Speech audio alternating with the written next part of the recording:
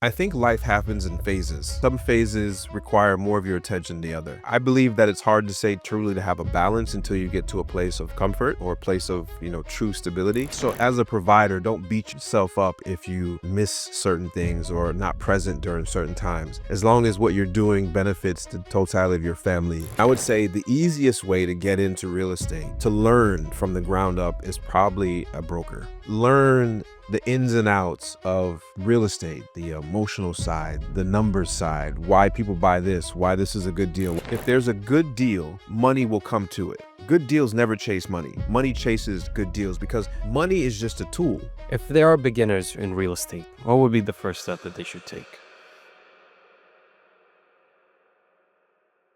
All right, we have another podcast right here in DubaiCatch, and I have a very special guest with me, Max Maxwell. It's a pleasure to have you here. Thank you for having me. I appreciate it. I guess I'll introduce myself. Yep, you know the word. Yeah, so my name is Max Maxwell. I am Jamaican American, born in America to Jamaican parents, and I currently live in Dubai. I'm an entrepreneur. Most people know me from my real estate ventures. I'm a real estate developer in Africa, mainly in Tanzania, and I live in Dubai, and beautiful wife, beautiful family, and I'm enjoying myself. Well, it's great to have you here. Thank you.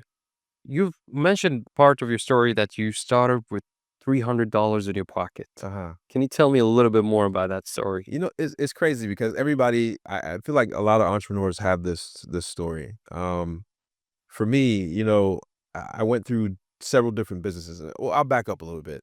At 17, I went to the military.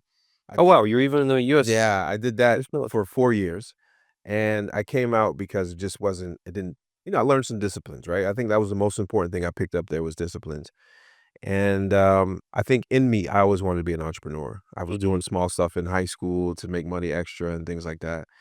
And then I got out of the military and I just started trying things. I tried 12 different things over those years. And I got to a point where I was, emotionally exhausted, physically exhausted, and at the point of 30 years old. So from 17 to 30, I left home at 17, didn't really come back to 30 to live. And I moved in with my mom and I had nothing. Like my last venture just took everything out of me. What was that? It was software. It was an app, and I just couldn't complete it. I did everything I tried to do to try to muster it up myself and complete it, and I just couldn't do it. I think the idea was great. I still think the idea is great. But I moved on and I had nothing, and I had to go back to my mom's house, and I had to kind of figure out what's next. And it's a humbling experience because I just turned 40. So 10 years ago is when I had to move back home, figure life out, and I had nothing. I had an old Volkswagen Jetta that barely worked. It got me to A to B though. And I got back into real estate because one of the first things I did when I got out of the military was become a real estate broker.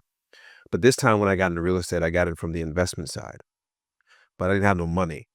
And so I learned about a niche in real estate called wholesaling.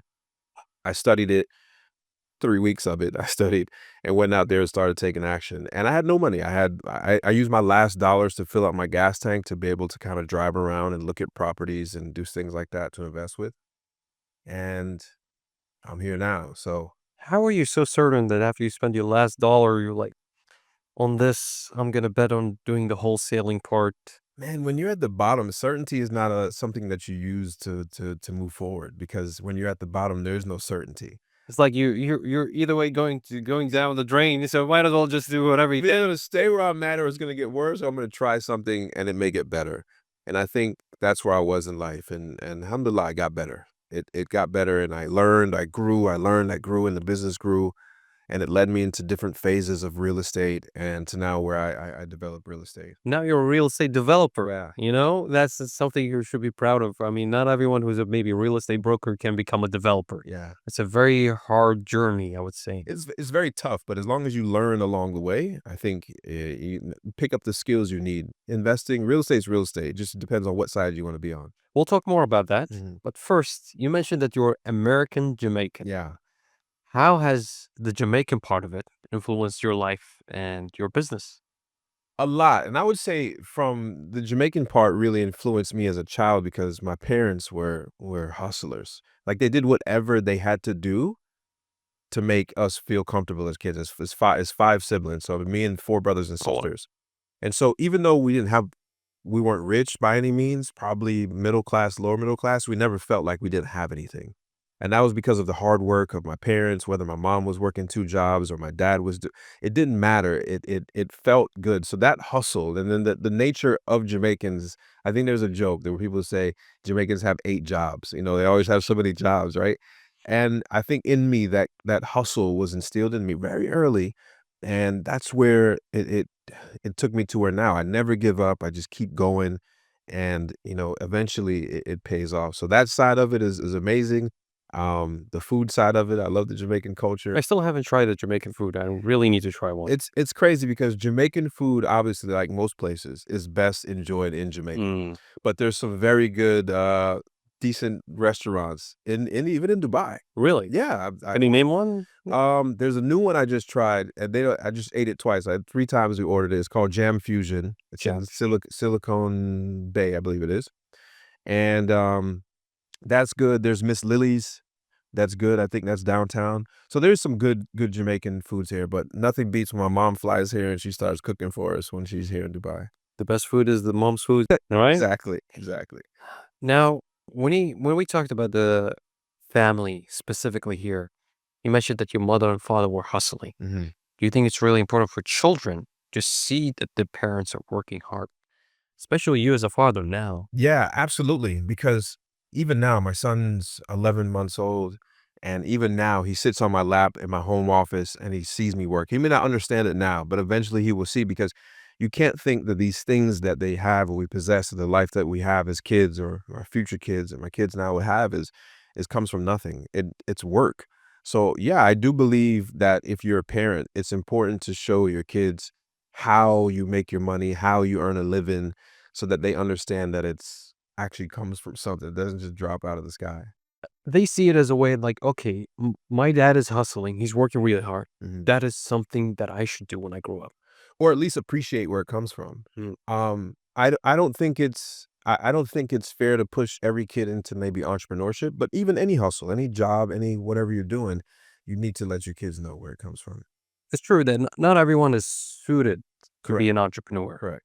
but they can still excel in something that they might have passion for. Correct. Correct. Now, how would you balance your role between a father, a husband, an entrepreneur? How do you do that? It's tough, and I think life happens in phases, and some phases require more of your attention than other. Um, so I believe that it's hard to say truly to have a balance until you get to a place of comfort or a place of true stability. And I believe I'm there now, but I still like to hustle. So it's important to balance, but to understand there's no true balance. So as a provider, don't beat yourself up if you miss certain things or not present during certain times. As long as what you're doing benefits the totality of your family, down the road or in the for in the fort coming for soon. Because I think that what the family dynamic is made up where people have roles to help while other people like the dad could be working and the mom could be helping. The mom could be working, the dad could be helping.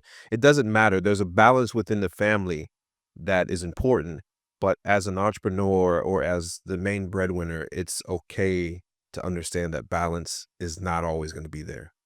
You mentioned now something about the breadwinner. Yeah, It's a very common role that usually guys or men correct. have that role. Yeah, But we live in a situation where the modern society is now split between the two. yeah. Do you think this is okay as normal as it should be that two people should be breadwinners or one should be the ultimate breadwinner? I think that you do whatever you need to do to win. Hmm. And if that means that both spouses are working, then you do so.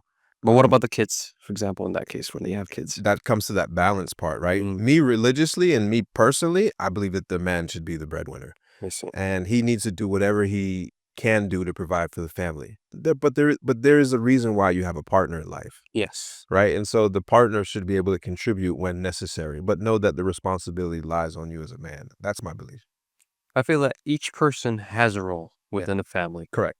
They both have important roles to support the family and ensure that it continues to grow and, not how do you say it? It's more not persevere, but more of a I would say, yeah, I mean, all the high tide rise all boats. I mean, yes. the because of the roles in a family, um, it's important to understand that uh, the breadwinner doesn't mean you do more than the person taking care of the kids. They have different ways of Yeah, it's contribution. equally as valuable, Yes. sometimes even more, because somebody raising your kids is very important. Someone It's very taking care of hard, and it's very hard. very challenging.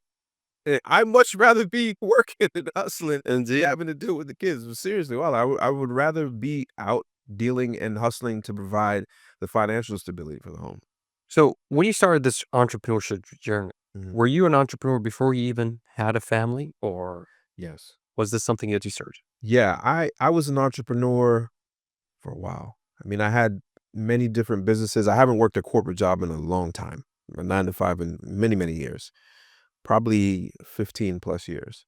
Um, and that just I always had it in me that I can go out and find ways to make money without doing this.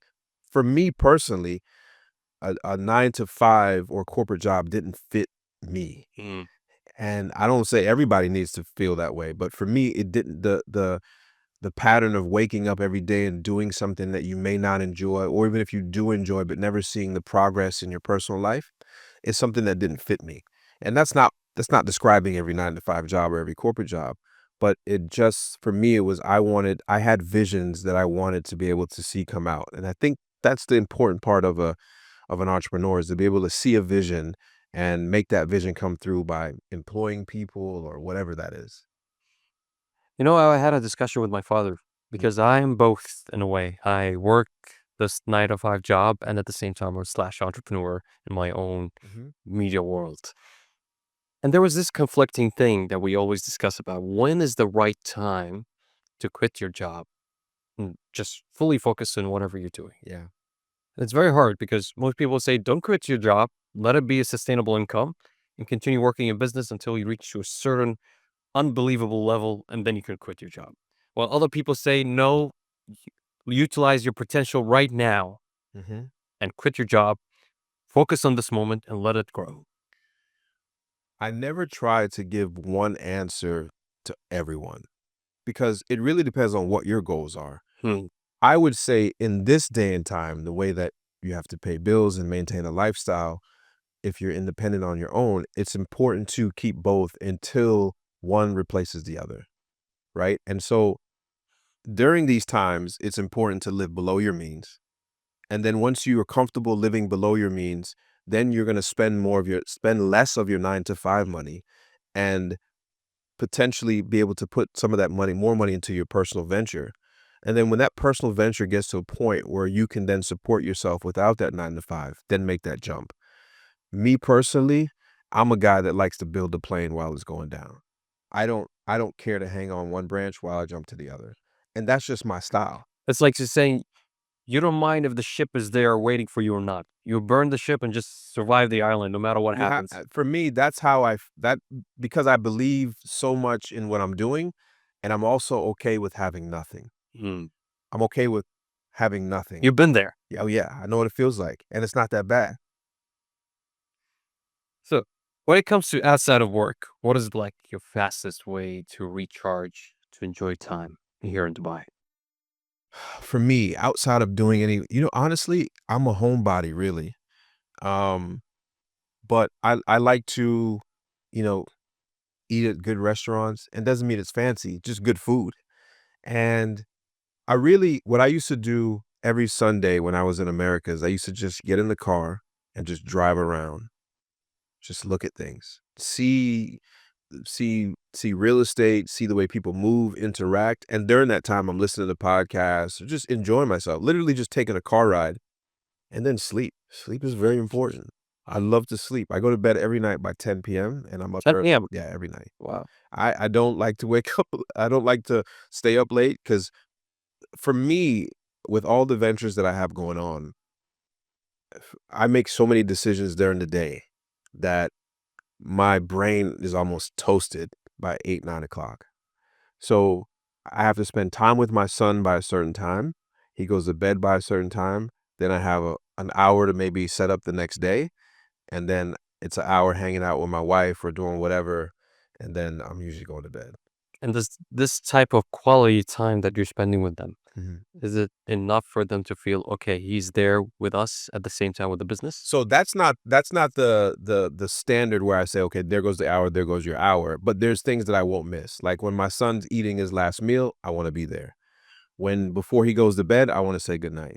And me and my wife hang out throughout the entire day, and then there's times where we just may sit down and watch a TV show or just sit down and talk on the couch, Interesting. and then we're like, Even during your business hours that you're working, or "Yeah, she's there with you? yeah, she's always around." Mhm. But no, she does I do separate myself and do things because where I am now, I block myself for about 2 or 3 hours a day of just steady work. Hmm. All those decisions, all my meetings have to happen in that time. Hmm. If not, then, I'll push it to the next day or somebody else because I don't wanna where I am now, I don't wanna spend all day, uh, to that to that business or to these businesses. So you don't get worried you're like you're all day spending texting, because this is what happens usually in business. You're constantly trying to follow up with people. We're trying to follow up with different stakeholders through texting. Oh, I'm just waiting for the text. Or then another person contacts me. Another person, they're texting at different times throughout the day. I let it go. Hmm. Because, some of my great mentors, people that I look up to when I was growing up, they sometimes they walk into the house, they put that phone to the side. You can't catch them when they get off. And it's and I used to be like that. As a young entrepreneur, I was always attentive to the customers, to my employees, and all those things. And what I realized is when you're forced to step away and nothing burns down, you start to realize these problems are not really problems. They can wait till tomorrow Hmm. or wait till the next day or deal with another person that can deal with it. It's just the way I like to do. I don't like to feel, "Oh, I gotta go do something." Now there's times when you're growing a new business where, yeah, you gotta be attentive to it for sure, And how long should be you be attentive for this new business? till it works, So it could be 2 years, 3 years, 4 years. whatever it takes. Yeah. Right? Because if you look at it, if you look at 2 or 3 years in the grand scheme of life, such a short period of time. And if you when you look at something, you say, "Okay, if I can dedicate 2 or 3 years of my life to this thing and it makes me financially successful," no matter where you're sitting at on the side of success, whether you have no money or you have it all, you would say, "Of course, I would do that." But this is where it comes to certainty that your business will succeed. Not everyone's an entrepreneur, Yeah. and certainty doesn't come with investment. Certainty doesn't come with entrepreneurship. But there's this thing that people say that not all risk takers are successful, but all people that took all entrepreneurs are risk takers. But not everybody. But if you don't take the risk, you get nothing, Hmm. right? And so you have to take That's the reward of taking risks. you have to. Yes. You have to, because if you get nothing. So what lessons would you say your journey resonate with Dubai mostly? What have you learned by being here in Dubai? The vision, being able to look outwards and of the be ahead of where you are now. I think vision is very important for an entrepreneur or even anybody in their regular life because it's important to set a goal, even though it may seem like a fairy tale, but to set the goal and to incrementally work at that every single day. It doesn't require big, massive changes. It just requires small changes consistently over time, and you'll get there. Uh, you can't look at Dubai itself and not think of how is this possible? Like, soon In we're 53 celebrating years. fif exactly, soon we're celebrating 53 years of its inception, and you look at the timeline, you're like, "Wait, I'm 40, so this thing is it's only 13 years older than myself." So you have to think that through leadership and through vision, and small changes over time, anything is possible. And when you're here, you feel that because you live in it. And every year that you come here, you see something new. Especially, yeah, especially if you live outside it and you come, you're like, wait, where did this come from? And Yeah. and the changes, the swift changes. A lot of businesses and a lot of countries or a lot of cities hard to make changes because they can't pivot fast enough.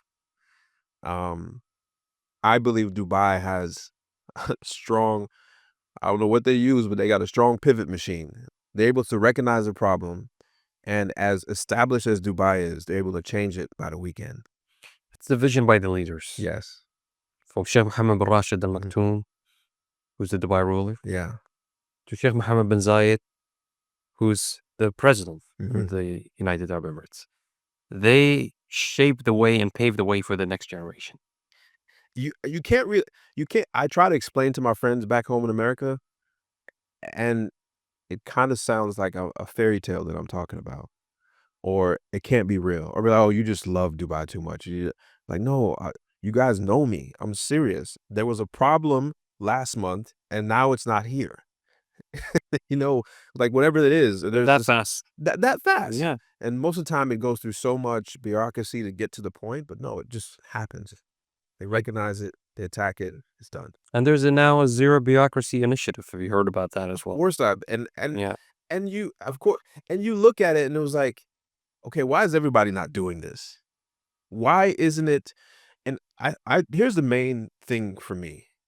When the government runs efficiently and realize that it's upon itself to actually produce income itself so that it doesn't rely on its citizens and its residents to feed them, then they become efficient because efficient is the same thing you would want in your own business. So when you run it like a business or you run it with the mind that efficiency means better for the people inside, then you do it. You flourish. Exactly. It doesn't become controversial. For sure. Now, you being a real estate developer, Yeah. how would you compare Dubai's real estate to other countries that you've been? Here's the sole difference between real estate in any other place in the world. Everybody in the chain of command is in the same accord. They're saying the same thing. Dubai real estate is not attractive unless the place is attractive. Hmm. Meaning that the ruler has to make a decision that when it's good up here, it's good for everybody down here. Meaning that for example, as a developer in Zanzibar, you have to do promotions for tourism because you have to attract people that this is a nice tourism place. You have to do you have to advertise the country in a way that, look at this, it's nice, it's efficient, It's safe. it's safe, all of these things. When you're in America and you're in these other places, a developer doesn't rely on the government to also be in accord that this is basically, it's hard to describe, but everybody's singing the same song. Hmm. And that song helps all the businesses that are here because the attraction coming to Dubai is an initiative. It's on purpose. And when everybody's Aligned. aligned, it just makes things easy. Easier. Yes. Yes, for sure. Now, also, I wanted to ask in terms of entrepreneurs that are moving to a place like Dubai. It's very fast paced if you think about it. So, how can you how can you suggest to them or advise them in terms of living here in a fast paced world? Mhm. I believe entrepreneurship in itself, successful entrepreneurs will tell you that entrepreneurship is fast paced in itself because it's the one who can pivot and adjust to whatever the surroundings are is the one who wins. That's for any size company. The longer it takes you to pivot, the less likely you are to succeed, Hmm. or the less likely you are to have a business that goes over decades or long term. Anybody can do something quick and make some money, but do you have a 5, 10, 20-year-old business that has pivot with the times, with what's ever going on? To me, not only Dubai, the UAE, the GCC is such a untapped market that With much potential. potential is something that's far out. It's now. Like and for me as an entrepreneur, I don't mind that everybody doesn't know because It's an opportunity that for it's you. an opportunity for myself, but it's like, do you realize the technology, the buying power, the logistics, the location, all of these things, if you just had a business that just serviced just the GCC, you can be just as successful as any other if you opened up in America or anywhere in the West. But it's one of those things that if you don't come and see it, you'll never experience it and you won't believe that it's true. It's a very interesting thing that you said. I don't see many Americans coming to Dubai Mhm. because I mean, America in itself is so big. It's continent. Like, I look it up myself because as an entrepreneur, I have to see who lives here, mm, to see who I'm advertising to, who I'm selling to, what is the demographics. And you look at any chart and America's not even on it. Why that is? I think because one, a lot of Americans don't travel. First of all, America is a big place. it's a very big It's a place. very big I mean, you place. can see everything there if you want Yeah. to. But it's important to also understand that the world is outside of America as well. True. And I think the statistic is only less than 40% of Americans have a passport. So the idea of traveling abroad is not even within them. And I think there's definitely way more Europeans here only because maybe proximity. But I think even the culture in Europe, Europe is essentially a smaller place, but you can travel in different states and countries within Europe just by driving. Yes. You can drive for 36 hours and still be in America, right? So True. it's very big. Very true. I've done it before. That's how I know. I went from North Carolina to LA, 36 hours. You can get in a plane and fly for 6 hours and still be in America. America. Yes. So there is this understanding that way. America's big, it's huge, but I think it's important, just as people, as humans, to travel and experience other cultures. And get to learn. Yeah, because that's the number one, I think, teacher myself is travel. You get to observe things that you usually not observe. And when you observe those things, you're either thankful, you're blessed, Correct. or you learn something new that you haven't learned about before. New cultures, new perspectives, new things in life that you didn't know about maybe in your own country. I think the most important thing is when you get to travel, you get to develop your own perspective on all things. Because if you read or watch something, that perspective is given to you by someone else. If you experience it yourself, then you get to write your own experience about it. Very true. So, when it comes to a quote, there was a quote that you shared with me, and it said, "A good deal never searches for money. Money always searches for a good deal." Yeah. How does this quote shape your investment philosophy?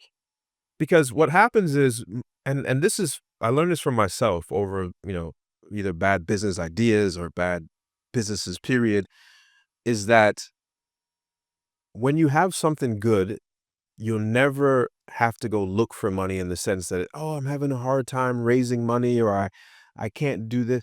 Anytime something good happens, it's funded. Do things slip under the rug sometimes? Absolutely. But it might have been the wrong person presenting it or wrong person leading the charge. I'll give you an example. In real estate, if you find a good deal, whether it's for $100,000 or $100 million, say, for example, we're in a nice building, right? If I could get this building for $8 million and the owner says, hey, I want to sell it to you for 8 million, I guarantee you within 1 hour, I can have all 8 million ready to buy it because it's valued at, let's say, 100 million, right? So if there's a good deal, money will come to it. Good deals never chase money. Money chases good deals because money is just a tool. How do you know a good deal? That's That's this thing. that takes you to study and learn something. And in real estate, that's what I had to do for many years to understand how to identify a good deal. Um, and that skill alone has, I think that's the most important skill. How do you look at something and say, there's a big opportunity here, or this is a good deal? And when you figure that out, and then the industry you're in, then you're going to say, okay, I've figured out because now I can connect the money with this good deal and I can make money. This is when it comes to scouting for good deals. But what if you're the one who's creating a good deal? How do you create a good deal? Yeah, you have to create a win-win situation for the money side and the deal side. Because it can be very biased. You know what I mean? In terms of you as the one who's selling this deal, you might say, yeah, this is all the benefits of this. But the other person might not see the same benefits that you see. Wrong buyer. You can't get a tech guy to invest in the real estate, nor can you get a real estate guy to invest in the tech. The understanding is completely different. The principle and philosophy of those type of investments are completely different. And so if you bring a guy that's invested $100 million in tech and you tell him about this building for 8 million, he might buy it, but the reality is he doesn't understand the investment. And so you make sure that whoever you're selling to is the right person that you need to be pitching to or selling to or raising money from. So was Tanzania there in Zanzibar? Was it a good deal that you saw and you took the potential of it? Yeah, I actually went on vacation and realized that the island reminded me so much of Jamaica. Hmm. And anytime I'm traveling, like I said, I like to take Sundays and just drive around. So this was just a normal vacation. You were Normal going there. vacation with my wife. And I went there and I was driving around. I was like, man, this place reminds me of home. And from there, I started just whispering, hey, what is real estate like here? Started looking, then I'm researching, then I'm driving around. I have a driver there. I'm driving around this because I'm driving around and seeing stuff. And I'm like, man, that'd be amazing. I went back a month later, and this time I went back with intentions. 7 days, I want to find a piece of real estate that's somebody's selling. And typically I don't buy anything for sale. That's another thing in my real estate thing. I don't buy things for sale in real estate. So this property was not for sale, but I heard that the owner was potentially having to sell it. Hmm. A couple months later, I bought the property, and it originally started. The original conversation on the original vacation with my wife started as, man, we can build a beach house here. Then it turned into, okay, now we have this big piece of land. I can develop something nice here. I'm not, this place is a secret. Nobody knows about Zanzibar. So maybe if I draw up a good idea, put the team together, I can execute this. And that's what happened. And you were a real estate developer before that, right? Not at this scale, Hmm. not 45. My next project's 120 units at one time. Not that big. 4 or 5 units at a time. But you still had the foundations Yes, of what it correct. takes to be a real Yeah, estate developer, correct. which is not something easy even to learn. How do you learn to be a real estate developer? So here's a secret. Here's a secret. Real estate developers are only visionaries. Hmm. Most real estate developers don't even build what they drew up on paper. So to be a visionary means that you got to be able to understand that this is a feasible project, a good deal, and then you have to assemble the team, the engineers, the architects, the construction, all of these things. And So how did you know exactly what you needed in terms of a team in order to develop this? because of huge- my experience in real estate before, Okay. I knew that in order to even draw something, you need an engineer. Well, Mhm. my cousin's an engineer. Let me call him. I know you do this. Here goes this plot. I'm sending it to you. Give me something that you would do. 24 hours later. Wow, this looks good. Change this, do this, because it's my vision. This looks real good.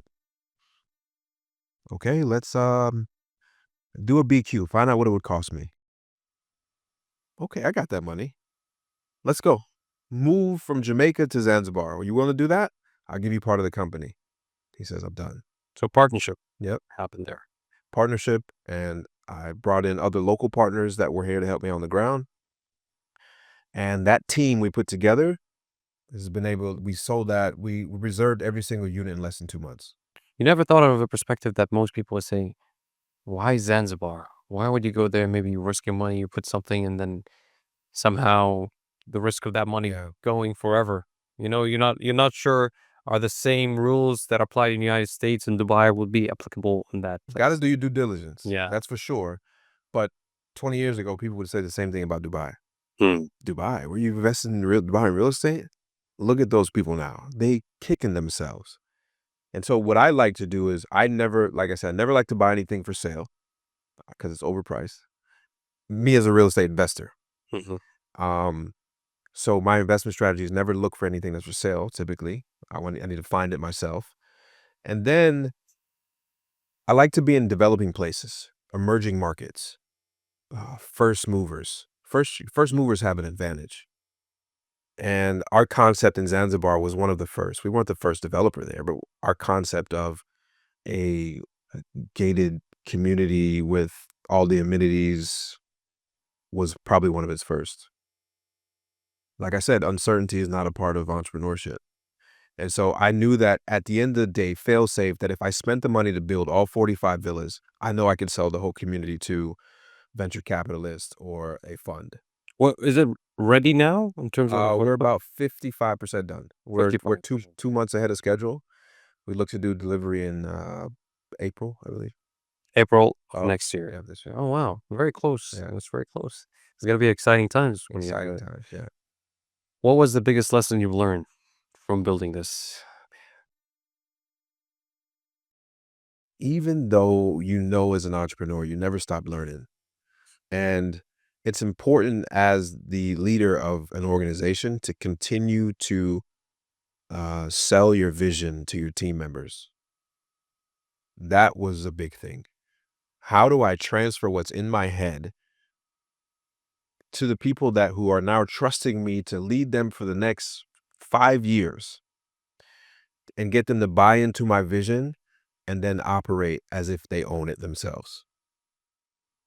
That's all over again because in America, I went from having, you know, 20 something employees down to back to now I got only 3 or 4, still making good money, and now I'm at 120 something employees again. Oh, wow.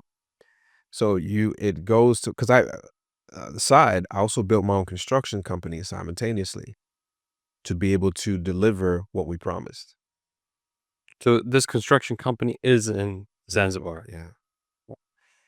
So let's go into some of the advice questions for the audience here. Mhm. If there are beginners in real estate, what would be the first step that they should take? Real estate's so broad. Mm. And so you have to find the lowest barrier of entry to that real estate because you can't just skip these lessons in real estate. There's prerequisites to becoming an investor or a developer or whatever it is. And I would say the easiest way to get into real estate, to learn from the ground up, is probably a broker Mm. and learn the ins and outs of real estate, the emotional side, the numbers side, why people buy this, why this is a good deal, why this is not a good deal. Learn the area that you want to be an expert in because that's important, right? I know in my head, I know where I'm from, I know the zip codes, I know what type of houses are supposed to be there. So you learn the area, learn real estate, get comfortable with the numbers, and in that time, you start to evaluate what's a good deal or bad deal, right? Because there's only one sector of real estate that buys off emotion, and that's when somebody's buying their personal home. Yes. Every other real estate transaction is all about numbers.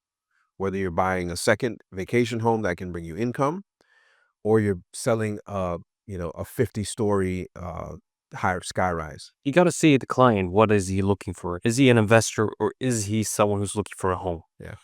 That's for sure. Learning people, understanding what people want, learning how to communicate well.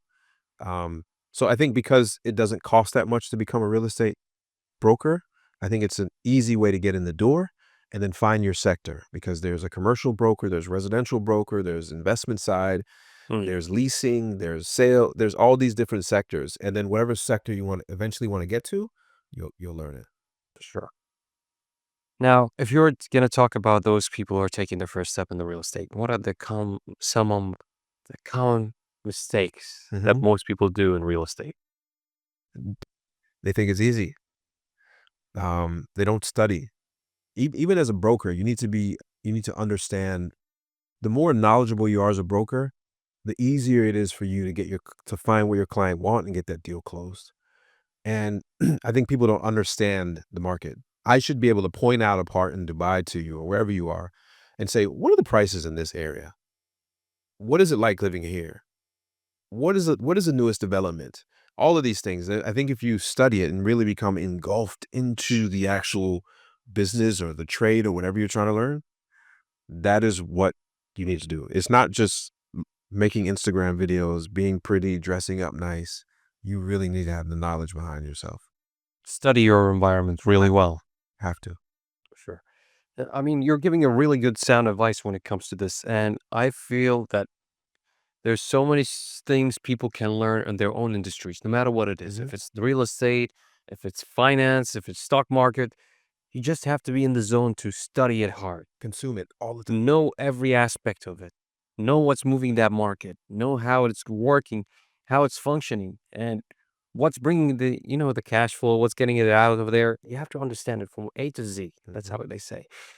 Now, what would be the key to building generational wealth in this world?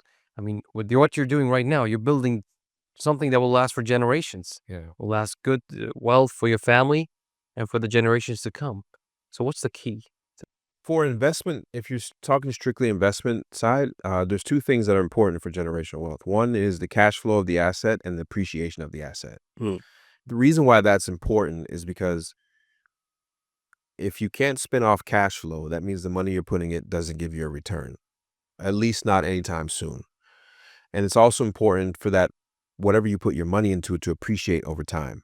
Compound interest, like the compounding of the value has to go up. This is why Dubai does so well with off plan. The moment the building's finished, it's worth more than what you originally bought it for. And so that's important. So those two things are very important. And then if you want, as an entrepreneur, if you want to be able to hand down a business or have a business be go through generations, find out how to fire yourself from your business as quick as possible. Not not like in the sense of what I'm really saying, but because in the beginning when you do a business, you're gonna have to do all the roles. Then you're gonna have to start firing yourself from these roles and putting other Delegating. yeah, you have to delegate because it's important that if you want your business to be generational, it has to be able to run without you. And if you want to go on vacation or if you get sick, the business should be able to do just as good or even better without you there. So that's my key to probably generational. So, how do you go about to finding the right people to hire and being able to put them in the places that you're delegating? Yeah. For me, I learned, and this is one of the lessons I learned in business. One, as an entrepreneur, you need to be real good at identifying talent. Be careful with untapped talent because you have to nurture that. But the reality is talent's not sitting at home. They're already doing something for someone else or themselves. So it's important that you have a good vision and you can convey that vision because people that want to work in a company want to believe in the leader. And if you're not a convincing leader, then you're not going to attract top talent. And it's that simple. So you need to be able to convince them and show results because people go work to secure their own future. Remember, not everybody's an entrepreneur. So some people enjoy working in a team and in a company and seeing that flourish, including the company and themselves. And so if you're able to convey that vision to good people, then I think you have no problem building a team. What's the best advice you have ever received? And how did that shape you? Man, the best advice. That's a good question. I would say the best advice I ever received is probably get started because so many people live life and end their life with so many regrets. They never did this thing they wanted to do. They never started this idea. I'm not saying it would have been a success, but you check that box. And so whatever it is you want to do, stop putting excuses in front of that and just do it. And I would say the second, I give you two, is nobody's coming to save you. I think that's the advice you would give to your younger self. Yeah, 100%. Nobody's coming to save you. And that's for a good reason. When you realize that you're in control of what happens to you here on earth, then you know that you would put those excuses aside and just do what you need to do to win. Sound advice. Yeah. So, how can people connect with you more if they were looking to learn more about Chiquani's? Yeah, Chiquani Shores, our new development. Yeah. We just launched that. We were in Oman a few weeks ago, had an amazing turnout. I think we reserved like 20% of the project just there. Oh, wow. So the people bought the off plan from Omani people? Yeah, Oh, wow. yeah, and Nice. so because one thing about what we build is these assets that never go down. These are all beachfront Yes. sets. You know, you can't name a beachfront asset that's probably lost value. And so, yeah, check out Chukwani. My company in Tanzania is Padco, Paddco. But just follow me online. Just put my name in, Max Maxwell. I'm everywhere on every It's platform. every social media platform. Max All right. Maxwell. Now, for your project, is there a specific social media for it as well? Padco, Paddco. Okay. Yeah, and that means Pan African Development Company. I guess that's all for today. Thank you so much for being here. I'm I sure appreciate they it. learned a lot for Amazing sure. conversation, by the way. Thank you. Thank you Thank you. so much.